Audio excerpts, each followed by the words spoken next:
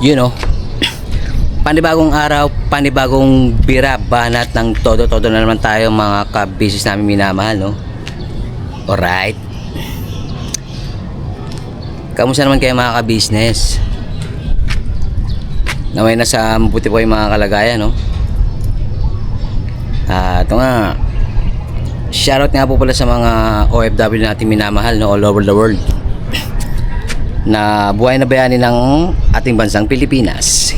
Shoutout po sa inyo at syempre big salute sa inyo mga ka-business naming OFW, no? Ito nga, kaya ingat nga pala sa mga may pasok ngayon, no? Sa mga papasok, yan. Lalo na sa mga estudyante. At ito nga, magandang ang panahon ngayon mga ka-business, no? Mahangin-hangin, yan. Siyempre, huwag niyo yung kalimutan magdala ng payong o sombrero, no? Para protection ba?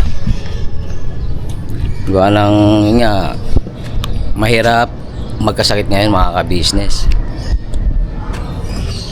Katulad nga ni ni Kamarigoy.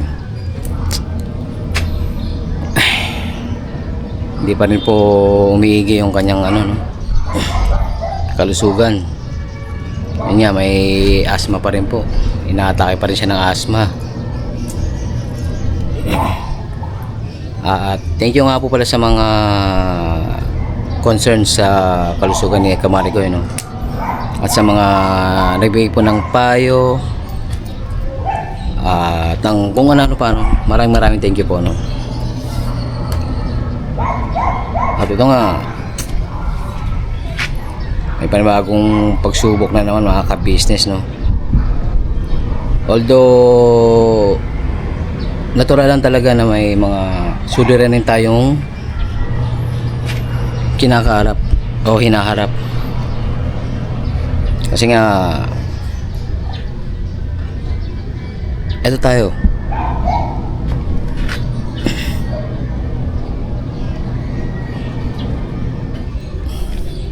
so yun nga, pakisama na lang po sa vlog na ito mga ka-business, no?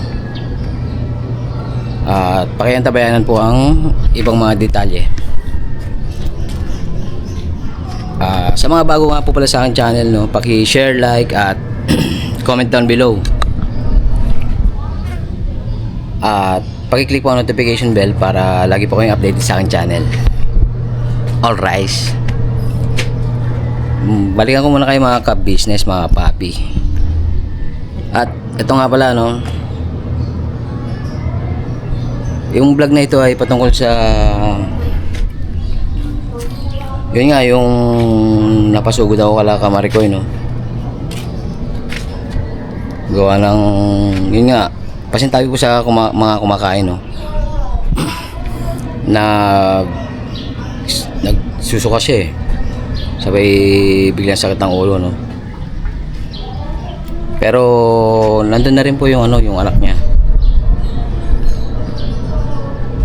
At nabanggit din po rito sa vlog na ito yung yung nangyari sa akin nung habang ako ay pupunta na sana kala Kamarigoy, nga na aksidente sa motor, no? Pero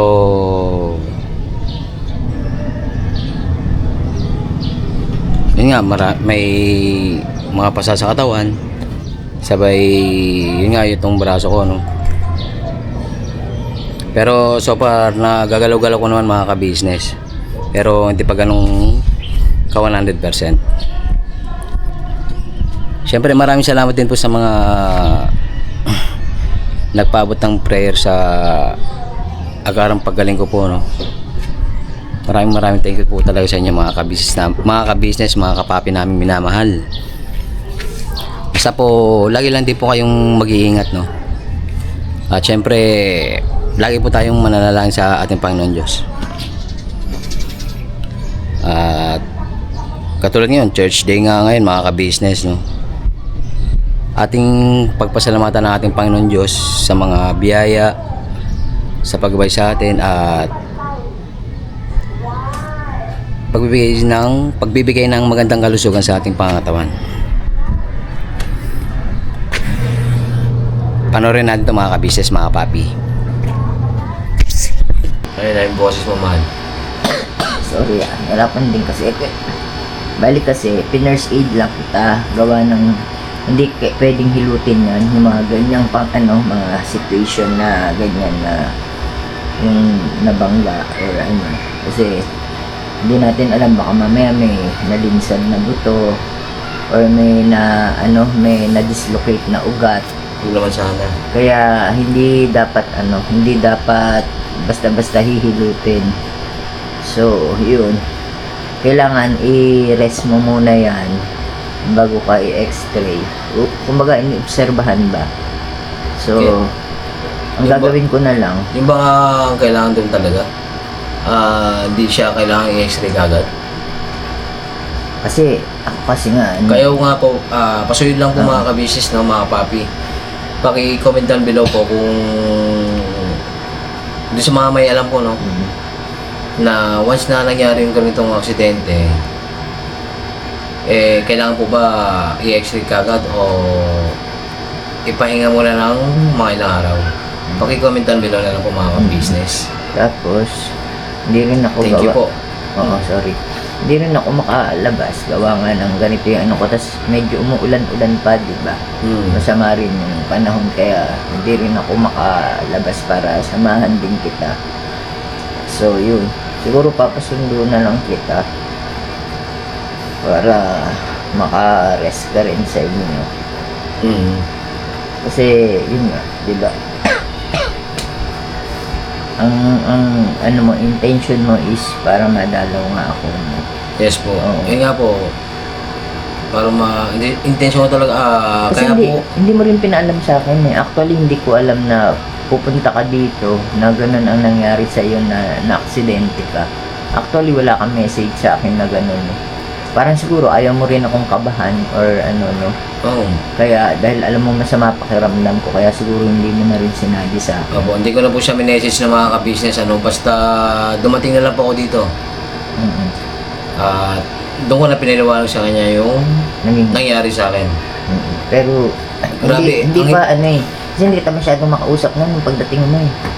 Parang gusto mo na mag-rest nun eh, di ba? Kaya hindi pa natin masyado napagkwentuhan nun ba yung buong detalye.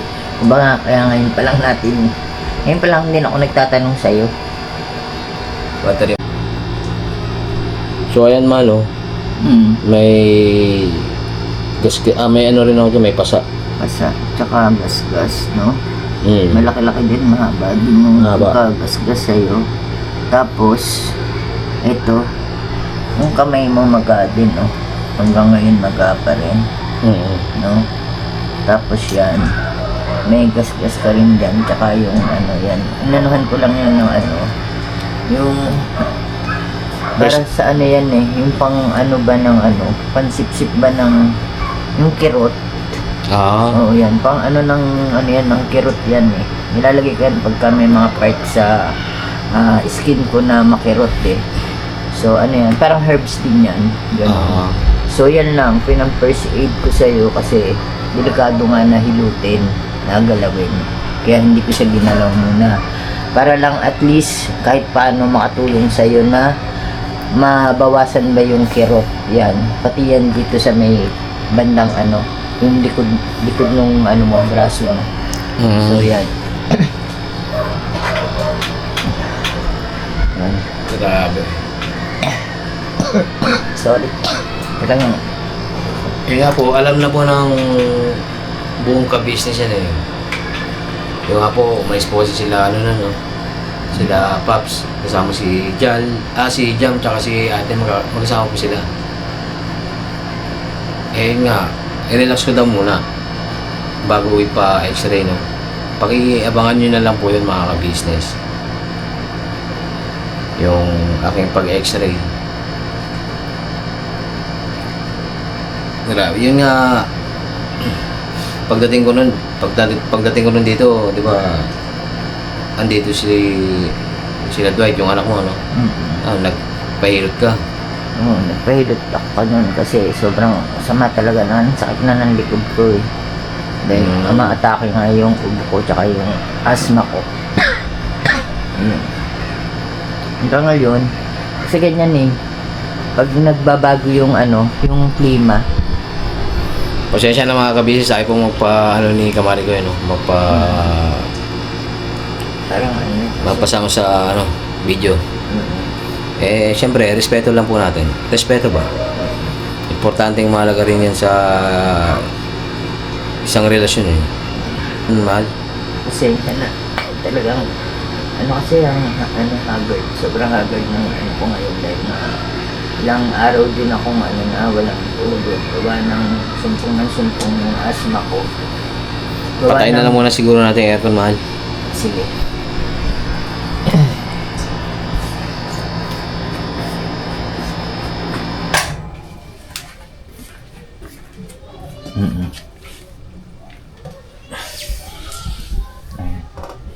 So, yun nga mga ka-business, no? Nagpabalik na po ang inyong abang lingkod. Ano ulit yan, mahal? Yun, kasi nga, ilang araw na rin akong walang tulog. Kaya sobrang haggard na rin ng yung itsura ko. Dahil puyat, ganun. Dahil nga, pag ganito, pag umaatake kasi yung asthma, talagang hindi ka makakatulog eh. Hirap na hirap ka sa pwesto mo kung hihiga ka ba, kung uupo ka, ganun. Tapos, naman, kasi ako more, pag ganitong sinusumpong ako, more on mga natural lang ang tinetake ko eh. Hindi rin ako nag-inhaler kasi baka may mag-comment na dapat mag-inhaler. Yun nga pala, di ba? Nebulizer, ganun. Nebulize.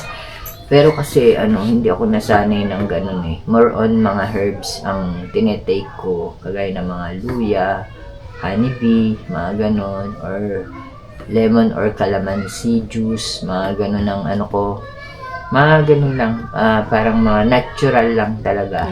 Yun nga, yung sinasabi mo, no? Yung parang in-spray sa bibig? Oo, meron din siya yung, nabibili siya sa Mercury Drug, yun. Actually, in-sprayan ko naman siya, yung, Camilosan. Kasi para sa throat yun eh, yung itchiness ba, yung pangangati na throat. Oo, pero nakangati rin ba yung antimano yan? Nakangati na lamunan mo yun, di ba? Kaya nga inuubo ka eh. Kaya inuubo eh. Gawa ng itchiness, pangangati ng lalamunan. Oo, tapos, syempre, may kasama na rin siya, pasintabi po kung may kumakain ng pagkakataon ngayon. Syempre, kasama na rin yung phlegm. Oo, tsaka yung, sipon. Ganun.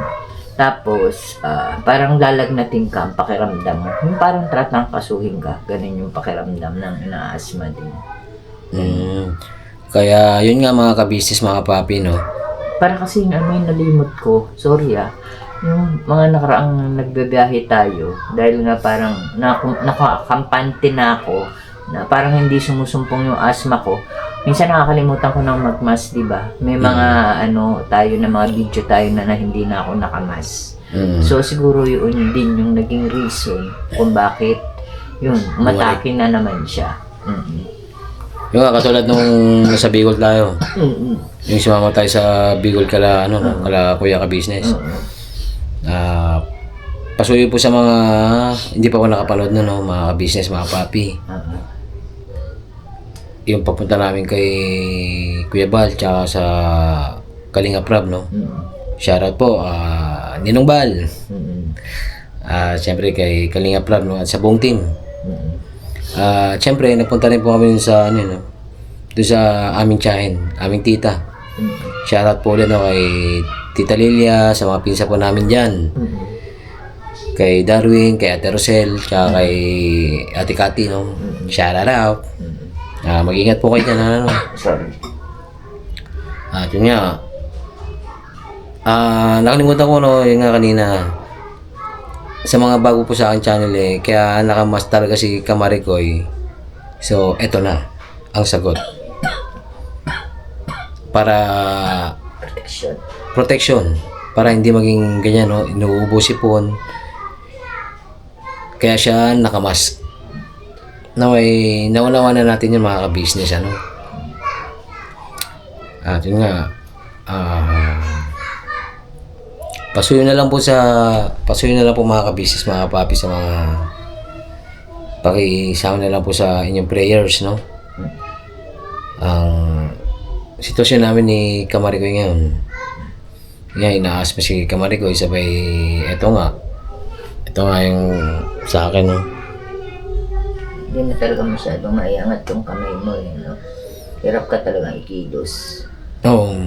Lalo na nung kanina, nung bagong dating ka, siya, di ba, nung magsi-CR ka, talagang tinutulungan pa kita na, di ba? Tinutulungan kita na, Inaalalayan akong inaalalayan kita. makabangon mga ka-business. Kasi nga, hirap na hirap ka na igalaw yung mo, yung kamay. Hirap itukod eh. Oo. Yun. Kaya, abangan nyo na lang po mga ka-business, mga papi, yung yung magiging x-ray ko, no? Sorry. Hirap mga ka-business. Pagka ganito ang sitwasyon. Pero, thankful pa rin sa ating Panginoon Diyos. Hindi ganun kagrabe ang naging situation ba? Yes po. Siyempre, umaasa po tayo sa ating Panginoon Diyos na gagaling at gagaling din po tayo. Kasi nga, ang Panginoon Diyos lang po ang may kakayahan, may kapangyarihan. At pinakamabisang manggagamot. Yes po. Na gagamot sa ating mga mga karamdaman. So, hanggang dito na lang muna mga ka-business, mga kapapi ng aking vlogs, no? Talagang matake siya. Grabe eh. Nakainom ko lang nung nilaga ko yung yung luya. Naglaga ako ng luya. Tapos, hindi ko na rin nilagyan ng sugar para mas umepekto. Pero ganito naman kasi, every time na sinusumpong ako ng asthma, kusa na siyang nawawala. Siguro sa pagtitake ko nga ng mga natural na na lang. Kasi, hindi rin ako hiyang sa mga sa mga, ano ba tawag yun? Western drug ba yun? Yung mga synthetic drug, mga ganun. Mga generic, mga ganun. Hindi naman siya, hindi, kahit na branded or generic, basta mga alam ko yun Basta, mga synthetic drug ang tawag doon. Wala kasi akong, hindi mo maalam dyan sa mga gamot-gamot na yun eh. Parang mas hiyang ako sa mga natural, mga herbs, mga ganun. Parang mas hiyang yung katawan ko sa ganun. Mas maganda talaga yung natural herbs kasi nga walang mga halong chemical, natural talaga mga ka-business, di po ba? Comment down below din po mga ka-business. Tapos, kung ano yung inyong may papayo sa mga may asthma, no? Yun nga, katulad ni Kamarigoy. Alright. Tapos, ano naman ako, di ba? Tayo, pag nagluluto ako kadalasan, gulay, mga vegetable. Mga healthy talaga. Oo, tapos, more on tayo, isda tayo. Hindi tayo mahilig sa meat. Sa mga baboy-baboy. Ang meat lang natin, usually, chicken, gano'n. Siyempre, iwas rin sa mga cholesterol, mga gano'n. Pero siyempre, dahil aminin na natin, nagkakaedad na rin tayo, siyempre, di ba? Yun talaga yung pinaka-the-best. Kumbaga, realidad tayo. Oo. Kumbaga, kailangan mag-ingat na rin tayo sa mga kinakain natin. Tapos, nakapaligiran din kasi minsan. Yung environment din kasi minsan. Pero dito naman sa bahay, so far naman, lagi naman tayo malinis dito. Oo naman, yes. Tuturo ko kayo minsan mga business. Pero kasi, yes. Ayun pa, wala. Dahil nga, dito kasi wala akong washing machine, di ba? Talagang mano-mano lang akong laga. Tapos, na-champion siguro na taon din na Kasi ayoko din, pag nagpapalaundry kasi, parang hindi rin ako satisfied dun sa sa laba. Yun. Kaya, ang ko, talaga yung sariling laba. Masakit pa rin Siya na mga business Talaga masakit. Makirot siya. Ayun. Siguro, sama-sama lamig na, tsaka yun. Na naglaba nga ako. Nagmano-mano ko yun. Minsan madaling araw, naglalaba ako kasi para maaga pa maisampay na siya. Ganun. Baka nga isa rin yun sa Naging dahil. naging dahilan ng Pagsumpong ng asma ko. Ayun. So, yun nga mga kabisnes, hanggang dito na lang po muna ang aking vlogs, ano? Medyo, At yun nga, iba na rin yung pakiramdam eh.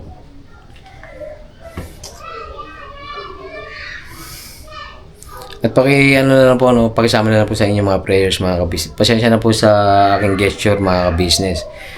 Kasi nga, mahirap. Mahirap yung may nararamdaman ka. Excuse po. May nararamdaman ka sa sarili mo. So, maraming thank you po sa walang sawang suportang binibigay niyo sa Kabisnes Official, Papa Rins TV, Kabisnes Family, Miss KB Official, mga Mars, Famous Budang Official, at sa amin po mga magkakapit na kagwangs, no? At yun nga po, pati na rin po sa mga buting sponsors po ng buong Kabisnes Family. Maraming thank you po sa inyong pagmamahal sa buong Kabisnes Family, no? At mag-iingat po kayo dyan sa po kayong panig ng mundo na ron. God bless po sa atin lahat mga kabisnes, mga kapapi. Never say goodbye. Tomorrow is another day. Bira banat todo Kabisnes Family. God bless po. Ingat. Hindi po muna ako makasaludo mga kabisnes, ano? Pwede. God bless po. Ingat.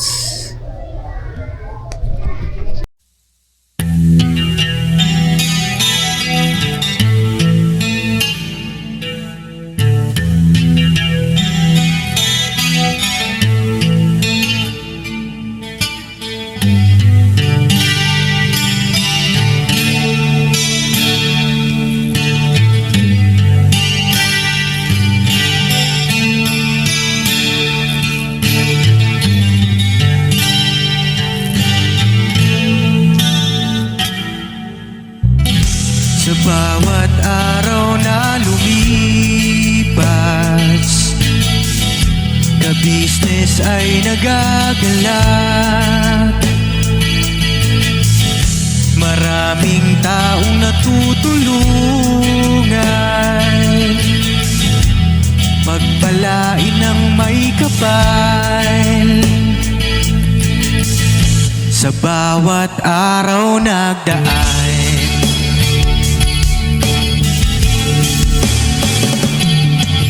Kabisnes, Bisis Kabisnes, Papa Rins TV, mahal kayo ng marami. Ang tuwa nila'y walang mapagsidlan. Noong kami niyong natagpuan,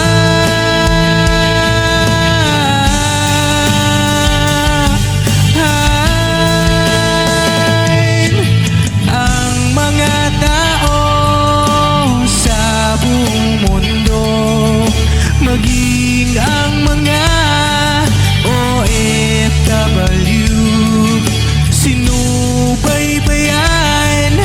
mga pagtulong nyo, panalangin nila, sana'y hindi kayo magbabago.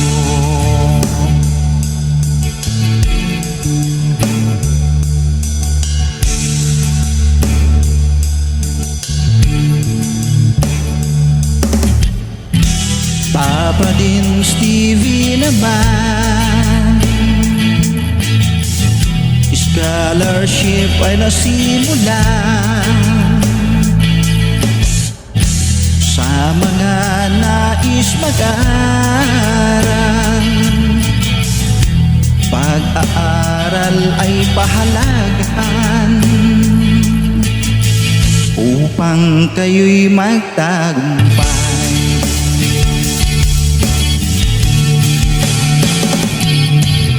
Kabisnes, Mrs. Kabisnes, Papa Rins TV, mahal kayo ng marami.